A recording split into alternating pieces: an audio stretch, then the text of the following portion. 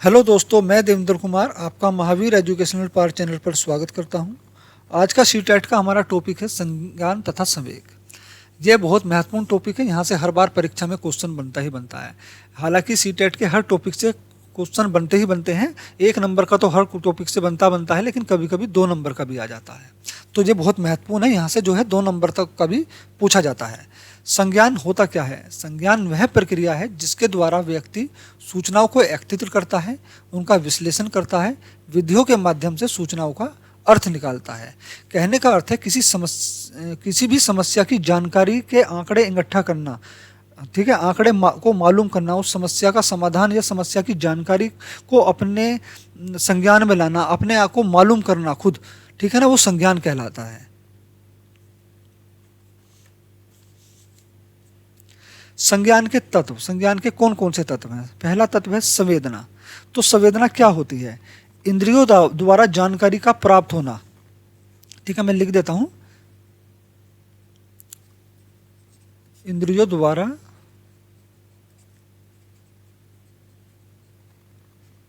जानकारी का प्राप्त होना तथा कोई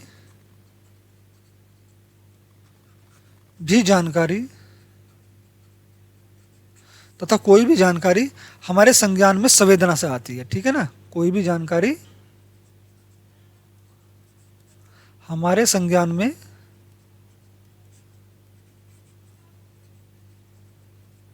संवेदना से आती है।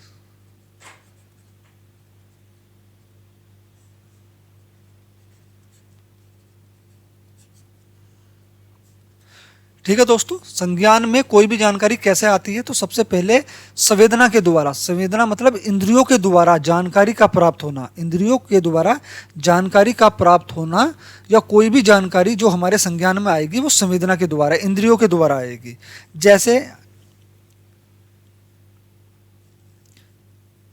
जैसे खुशबू आ रही है, खुशबू आ रही है, तो ये जानकारी हमारे संज्ञान में कहाँ से आई? ये जानकारी हमारे संज्ञान में संवेदना से आई। संवेदना मतलब इंद्रियों से आई। ठीक है ना, सूंघने की क्षमता से आई। ये जानकारी कहाँ से आई? सूंघने की इंद्रियों से आई। ठीक है, तो इसको बोलते हैं संवेदना। अगला है प्रत्यक्षीकरण। संवेदना का अर्थ समझ लें तो प्रत्यक्षीकरण होता है। ठीक है, ये संवेदना है, आपने इसका अर्थ समझ लिया तो यह प्रत्यक्षीकरण है। मतलब खुशबू आ रही है, यह संवेदना है, ये इंद्रियों द्वारा आपने संज्ञान में ले लिया। लेकिन प्रत्यक्षीकरण क्या है? खुशबू कहाँ से आ रही है? खुशबू गुलाब के फूल से आ रही है, ये प्रत्यक्षीकरण है। ठीक है, खुशबू का आना इंद्रियों से पता चला, ये संवेदना है। लेकिन प्रत्यक्षीकरण खुशबू कहाँ से आ रही है, किस कारण से आ रही है, वह जानना जो है प्रत्यक्षीकरण कहलाता है। अगला है सूचना विश्लेषण। सूचना विश्लेषण सूचना को ही विभिन्न प्रकार से संबंधित करता है। ठीक है, किसी भी सूचना जो भी संज्ञान में आई है उसका विश्लेषण करना, उसमें तर्क करना, सूचना विश्लेषण कहलाता है। अगला तत्व है दोस्तों तुलना। दो सूचनाओं का मूल्यांकन एवं वर्गीकरण करना।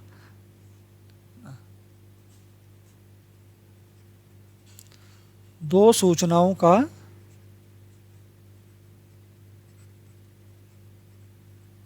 वर्गीकरण या फिर कह सकते हैं मूल्यांकन।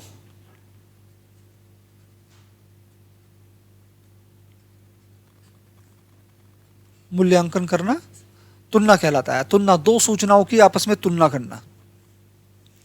अर्थ निर्माण। अर्थ निर्माण जीवन से जोड़ना या सहचर्य करना।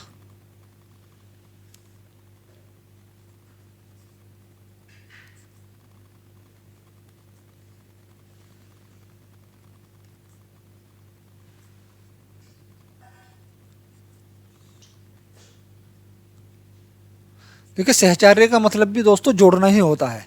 ठीक है ना, अर्थ निर्माण उस सूचना को जीवन से जोड़ना, उस सूचना का किसी ना किसी वास्तविक स्थिति से संबंध स्थापित करके अपने वास्तविक जीवन से जोड़ना, अर्थ निर्माण होता है।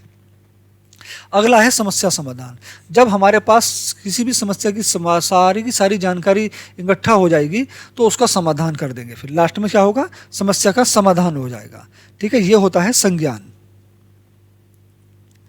संज्ञान में क्या क्या आता है? तो संज्ञान में ब्लूम का ज्ञानात्मक पक्ष आता है। ठीक है, किसका? ब्लूम का। संज्ञान में ब्लूम का ज्ञानात्मक पक्ष आता है। ज्ञानात्मक पक्ष किसका है? तो ब्लूम का है। पहला है इसमें ज्ञान। ठीक है, देखिए संज्ञान में क्या क्या आता है और कैसे आता है। पहला है ज्ञान। ज्ञान, शिक्षक ने छात्र को बताया कैसे कबूतर। ठीक है, मैं लिख देता हूं यहां से जैसे शिक्षक ने छात्र को बताया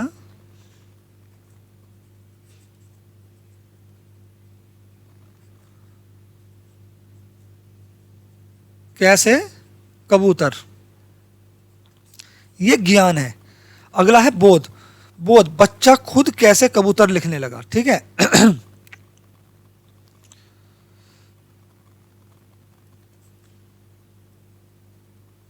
बच्चा खुद कैसे कबूतर लिखने लगा, ये है बोध। तो ज्ञान क्या है? पहले शिक्षक ने बच्चों को ज्ञान दिया, शिक्षक ने छात्र को बताया कैसे कबूतर, बोध। अब बच्चे ने उस ज्ञान को हासिल कर लिया, बोध। बच्चों को उस चीज को बोध हो गया, ज्ञान हो गया, तो बच्चा खुद कैसे कबूतर लिखने लगा। अगला है अनुप्रयोग। क्या का विभिन्न तरीकों से उपयोग करना। ठीक है ना, बच्चे के द्वारा आप कैस का विभिन्न तरीकों से, अलग अलग तरीकों से प्रयोग करना। अभी तक बच्चों को इतना बोध था कि कैसे कबूतर होता है, बच्चा कैसे कबूतर लिखने लगा, लेकिन अनुप्रयोग, क्या का अलग अलग तरीकों से प्रयोग करना। मैं लिख देता हूं इसको भी, क्या का विभिन्न तरीकों से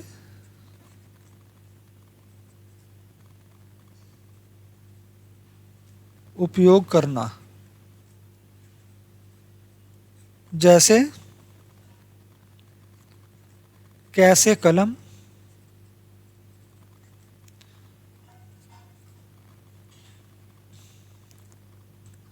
कैसे कबूतर,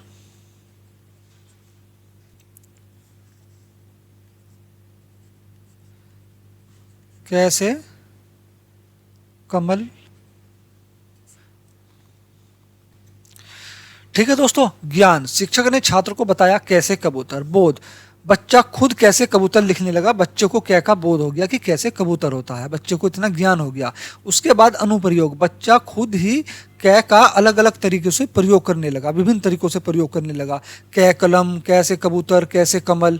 ठीक है ना, आप बच्चों को पता है कैसे कलम भी होती है, कैसे कबूतर भी होता है, कैसे कलम कमल भी होता है। ठीक है, इसके बाद बच्चा इनका जो है विश्लेषण करेगा। विश्लेषण के बाद जो है बच्चा इनका तर्क करेगा, अपने तर्क के अनुसार विश्लेषण करेगा, फिर इनका संश्लेषण करेगा, आखिरी में आके बच्चा मूल्यांकन करेगा कि क्या जरूरी है क्या नहीं। ये होगा मूल्यांकन, क्या जरूरी है क्या नहीं। ठीक है, ये होगा मूल्यांकन। ये सब जो है संज्ञान में के जो है तत्व है एक तरह से। ठीक है, संज्ञान के तत्व, या फिर कह सकते हैं ब्लूम के ज्ञानात्मक पक्ष के तत्व हैं ये। अगला है वर्णन का सिद्धांत। संख्यात्मक, संख्यात्मक नहीं होगा, ये संक्रियात्मक अवस्था है।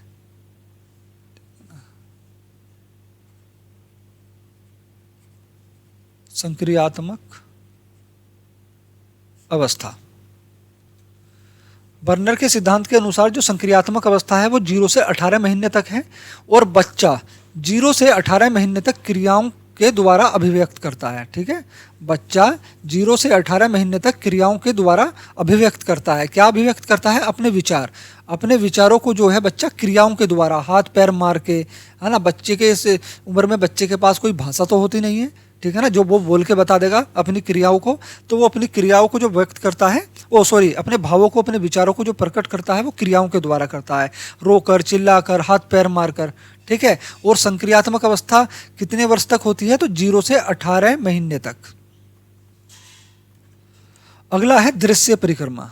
इस अवस्था में मूर्त चिंतन होता है। मूर्त चिंतन का मतलब है बच्चा जिस वस्तु को देख लेता है उस वस्तु के बारे में ही चिंतन कर सकता है। बच्चा अभी अमूर्त चिंतन नहीं कर सकता, बच्चा अभी कल्पना नहीं कर सकता। बच्चे ने जो चीज़ अभी नहीं देखी है तो बच्चा उसके बारे में चिंतन नहीं कर सकता।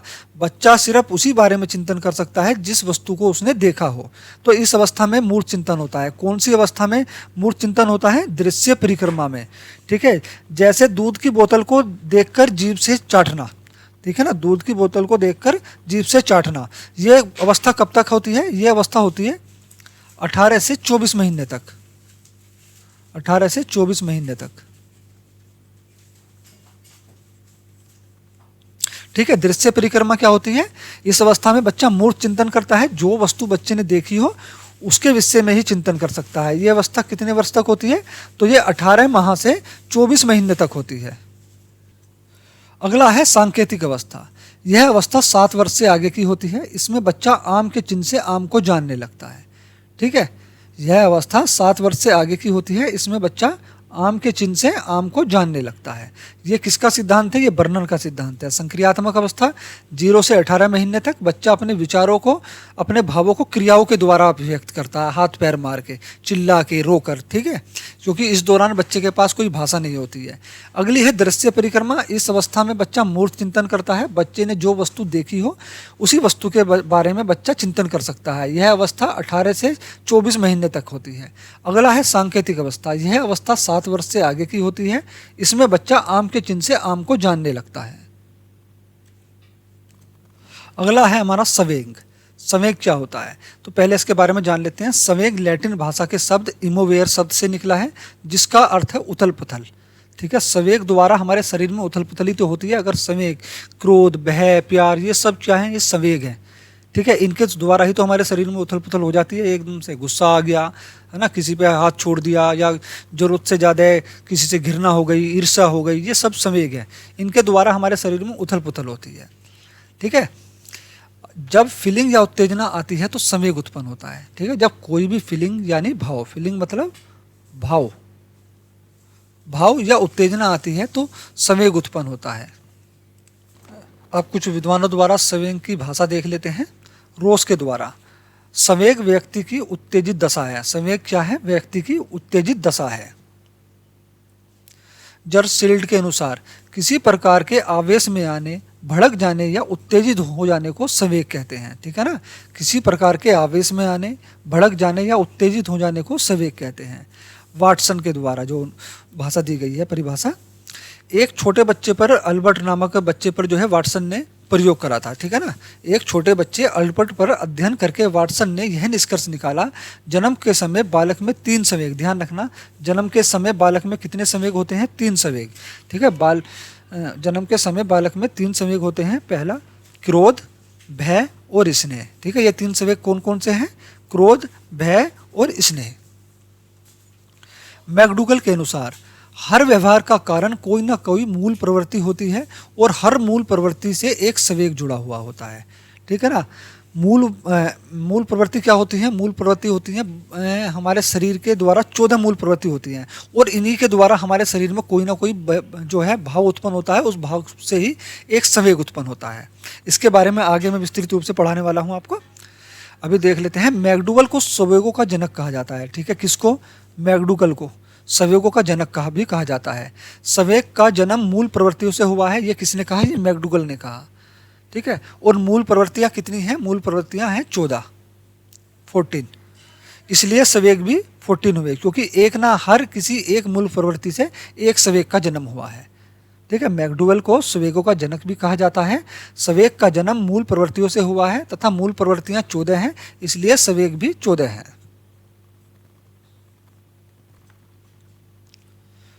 मूल प्रवृत्तियां और संवेग। अब देखो, मूल प्रवृत्ति कौन सी मूल प्रवृत्ति से कौन सा संवेग उत्पन्न होता है? पलायन। पलायन से होता है भय, डर। ठीक है, पलायन किसी चीज को, किसी जगह को छोड़कर जा रहे हो, आप किसी वजह से जा रहे हो, आप डर के कारण जा रहे हो ना, आप में डर का भाव उत्पन्न हो रहा है। जुजुत्सा, इससे जो संवेग उत्पन्न होगा वो होगा क्रोध। निवृत्ति, इससे जो संवेग उत्पन्न होगा वो है घृणा। शिशु रक्षा, इससे जो संवेग उत्पन्न होगा वात्सल्य। ये सबसे ज्यादा माँ में होता है। ठीक है ना, शिशु रक्षा, माँ जो अपने बच्चे के लिए कुछ भी किसी भी हद तक गुजर सकती है, तो इससे जो संवेग उत्पन्न होता है ये होता है वात्सल्य। काम वासना, काम वासना से कामुकता संवेग उत्पन्न होता है। दैन्य, दैन्य से करुणा संवेग उत्पन्न होता है। जिज्ञासा से आचार्य संवेग उत्पन्न होता है। शरणागति से हीन भावना या आत्महीनता संवेग उत्पन्न होता है। आत्मगौरव से आत्माभिमान जो है संवेग उत्पन्न होता है। सामूहिकता से एकाकीपन संवेग उत्पन्न होता है। भोजनान्वेषण से भूख उत्पन्न होती है और भूख संवेग उत्पन्न होता है। संचय प्रवृत्ति से अधिकार भावना का संवेग उत्पन्न होता है। रचनात्मक या सृजनात्मकता से कीर्ति भाव का संवेग उत्पन्न होता है। ह्रास से आमोद या मनोरंजन का संवेग उत्पन्न होता है। ठीक है, ये मूल प्रवृत्तियां हैं इधर हमारी, ये है संवेग। इन मूल प्रवृत्तियों के कारण ये संवेग उत्पन्न होते हैं।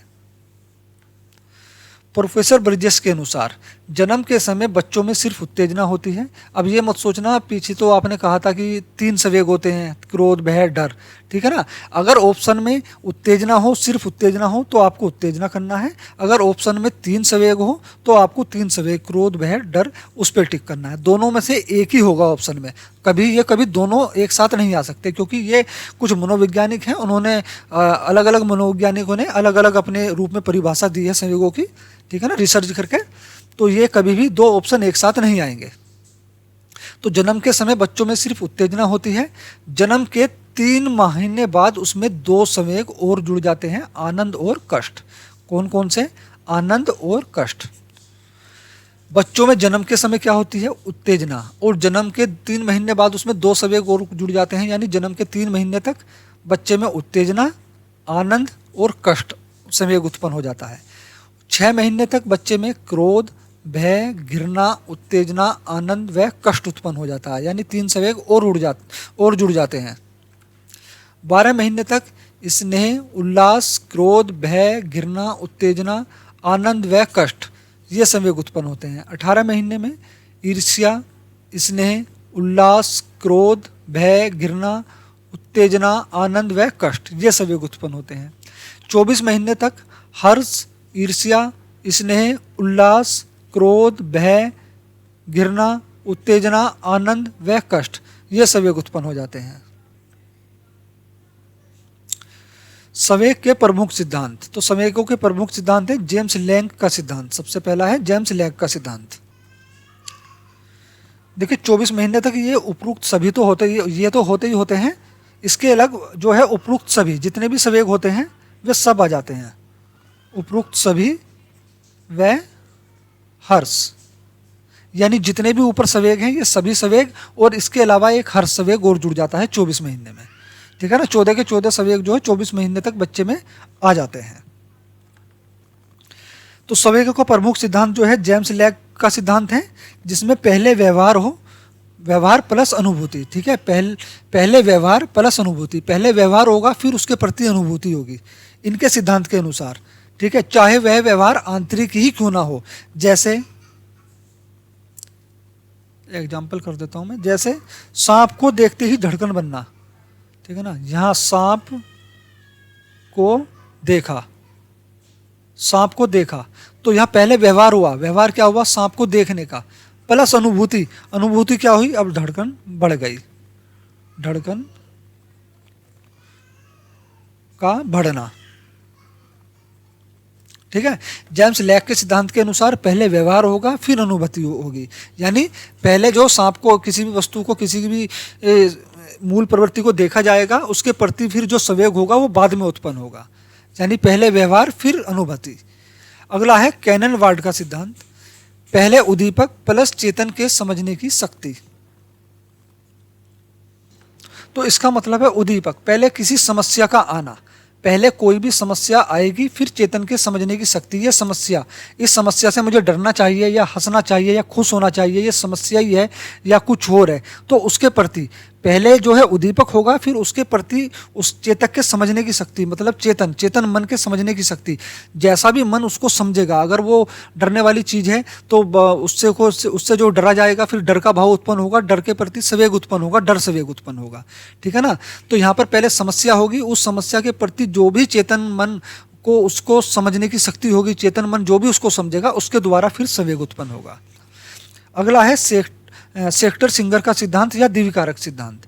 इसमें पहले शारीरिक उत्तेजना होगी प्लस फिर संवेगात्मक स्तर होगा।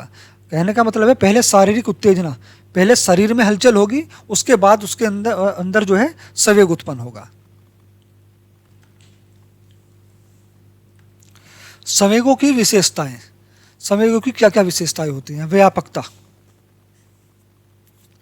परिवर्तनशीलता, व्यक्तिक विभिन्नता, विचार शक्ति का लोप, शारीरिक परिवर्तन, मूल प्रवृत्तियों से जन्म, व्यवस्थापन, सुख या दुख का भाव, विवेक शून्यता, सकारात्मक या नकारात्मक, स्थानांतरण, अनिश्चित, ये सब जो है संवेगों की विशेषताएं हैं। ठीक है। व्यापकता, व्यापकता क्या होती है? देखिए, व्यापकता होता है पूरे शरीर में फैलना, पूरे शरीर में फैलना। ठीक है। संवेगों की शुरुआत जो होती है वो शरीर के किसी अंग से होती है, लेकिन वो धीरे धीरे पूरे शरीर में फैल जाता है। कोई भी संवेग उत्पन्न होगा तो भले ही वो एक अंग से हो, लेकिन फैलता वो पूरे शरीर में है। इसको बोलते हैं व्यापकता। परिवर्तनशीलता, संवेगों में जो है परिवर्तनशीलता होती है। ठीक है। व्यक्तिक विभिन्नता, व्यक्तिक विभिन्नता का मतलब है सभी में संवेग जो है अलग अलग स्थिति में उत्पन्न होते हैं, किसी में कम होते हैं, किसी में ज्यादा होते हैं। तो संवेगों में भी व्यक्तिगत विभिन्नता पाई जाती है। विचार शक्ति का लोप, संवेगों के द्वारा विचार शक्ति का लोप हो जाता है। सही है। विचार शक्ति के लोप से अर्थ है कि यहाँ पे अगर कोई संवेग किसी व्यक्ति पर हावी हो गया तो उसके सोचने समझने की शक्ति जो है ठप हो जाती है उस समय। इसको बोलते हैं विचार शक्ति का लोप। शारीरिक परिवर्तन, संवेगों द्वारा शरीर में परिवर्तन होता है। मूल प्रवृत्तियों से जन्म, संवेगों का जो जन्म हुआ है वो मूल प्रवृत्तियों से हुआ है। 14 मूल प्रवृत्तियां हैं और 14 ही संवेग हैं। ठीक है। व्यवस्थापन, व्यवस्थापन क्या होता है? शरीर के एक अंग से दूसरे अंगों में जाना, व्यवस्थापन। सुख या दुख का भाव, विवेक शून्यता, विवेक शून्यता, जब संवेग हावी होता है तो जब संवेग किसी व्यक्ति पर हावी हो जाता है तो पता है आपको क्या होता है? अभी मैंने बताया कि सोचने समझने की शक्ति बिल्कुल ठप हो जाती है। तो उस दौरान क्या करता है? वो कुछ भी किसी भी हद से गुजर जाता है। तो इसको बोलते हैं विवेक शून्यता। जब व्यक्ति अपना विवेक खो दे बिल्कुल।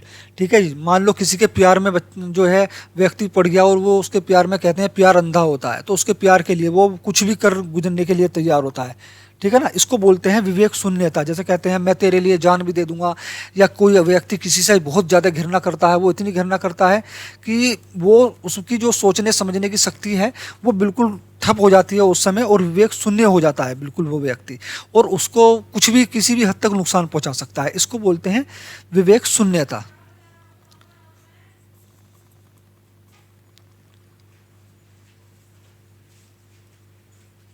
जब संवेग हावी हो जाए, बहुत ज्यादा हावी हो जाए। सकारात्मक या नकारात्मक, संवेग सकारात्मक भी होते हैं, नकारात्मक भी होते हैं। स्थानांतरण, स्थानांतरण का क्या मतलब होता है? किसी एक की भड़ास किसी दूसरे पर निकालना।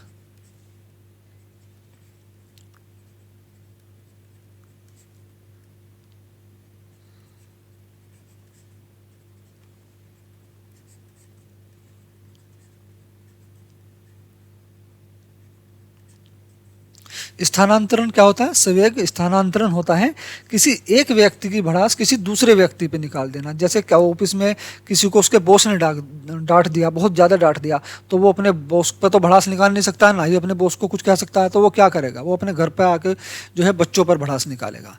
ठीक है। इसको बोलते हैं स्थानांतरण। अगला है अनिश्चित। अनिश्चितता क्या होता है? देखिए, संवेग अनिश्चित होते हैं। संवेग कभी भी उत्पन्न हो सकते हैं। ठीक है ना। मैं लिख देता हूं यहाँ, संवेग कभी भी उत्पन्न हो सकते हैं।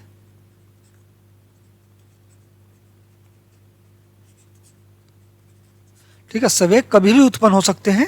ये पहले से निश्चित नहीं होता है कि संवेग उत्पन्न होगा, अब उत्पन्न होगा या तब उत्पन्न होगा। ना ही इसकी मात्रा का कोई अंदाजा है। ये किसी व्यक्तियों में कम, किसी में ज़्यादा। इसीलिए ऊपर पॉइंट आया था व्यक्तित्व विभिन्नता का। संवेगों में जो है व्यक्तित्व विभिन्नता भी पाई जाती है। ठीक है ना। तो किसी में कम होगा, किसी में ज़्यादा होगा, ना ही इसकी मात्रा निश्चित होती है। ठीक है। ये होता है अनिश्चितता। ठीक है दोस्तों, ये सभी जो थी संवेगों की विशेषताएं थी। अगला है संवेग नियंत्रण की विधियां। ठीक है। संवेगों को कैसे नियंत्रण करें उसकी विधि है विरेचन विधि, शोधन विधि और दमन विधि। देखिए, विरेचन विधि क्या होती है? जब किसी व्यक्ति पर संवेग हावी हो जाए और वो अपने आप को या किसी व्यक्ति को नुकसान पहुंचाने लगे, तो उसके संवेगों को कैसे शांत किया जाता है? कृत्रिम ढंग से। ठीक है ना। कृत्रिम ढंग से, कृत्रिम ढंग से उसके संवेगों को कंट्रोल करना जो है विरेचन विधि कहलाता है। अगला है शोधन विधि। शोधन का मतलब होता है अप्रत्यक्ष या अप्रत्यक्ष रूप से प्रत्यक्षीकरण करना। ठीक है।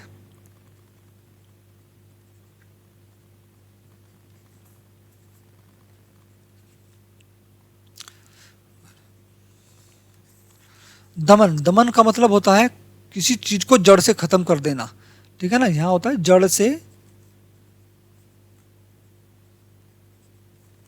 खत्म कर देना। तो संवेग नियंत्रण की विधियां जो हैं ये कुछ मुख्य प्रमुख विधि हैं, होती तो और भी विधि हैं लेकिन ये प्रमुख विधि है। विरेचन विधि, शोधन विधि, दमन विधि। ठीक है। तो अपनी शक्ति बलपूर्वक या किसी भी अपनी शक्ति के द्वारा जो है किसी समस्या को जड़ से उखाड़ फेंकना, ये होता है दमन। ठीक है। तो संवेगों को नियंत्रण करने की विधि है विरेचन विधि, शोधन विधि, दमन विधि। संज्ञान और संवेग का आपस में संबंध होता है। देखिए, जब तक कोई वस्तु हमारे संज्ञान में नहीं आएगी तब तक संवेग उत्पन्न नहीं होगा। संज्ञान में आने का मतलब है हमने कोई वस्तु, किसी वस्तु, जैसे हमने कोई जानवर, शेर देख लिया, हमने शेर देख लिया, अब ये हमारे संज्ञान में है कि ये शेर है। ठीक है ना, ये शेर है, ये हमारे संज्ञान में है, हमें मालूम है और हमें इसकी जानकारी भी मालूम है क्योंकि शेर मांस खाता है तो शेर हमारा भी मांस खा जाएगा। हमें हमारी ये जानकारी, जो शेर की जानकारी है, ये हमारे संज्ञान में है और हमने शेर को देख भी लिया। अब शेर को देख लिया तो हमारे संज्ञान में है, ये शेर है, तो हमें डर भी लगेगा, तो फिर संवेग उत्पन्न होगा डर का। ठीक है, फिर संवेग उत्पन्न होगा डर का। तो इसलिए संज्ञान और संवेग का आपस में संबंध होता है। ठीक है दोस्तों, आज का सीटेट का टॉपिक यहीं पर समाप्त होता है। अगर वीडियो अच्छी लगी हो तो प्लीज़ चैनल को सब्सक्राइब, वीडियो को लाइक और शेयर जरूर करें, साथ में बेल आइकन भी प्रेस कर लें। वीडियो देखने के लिए धन्यवाद।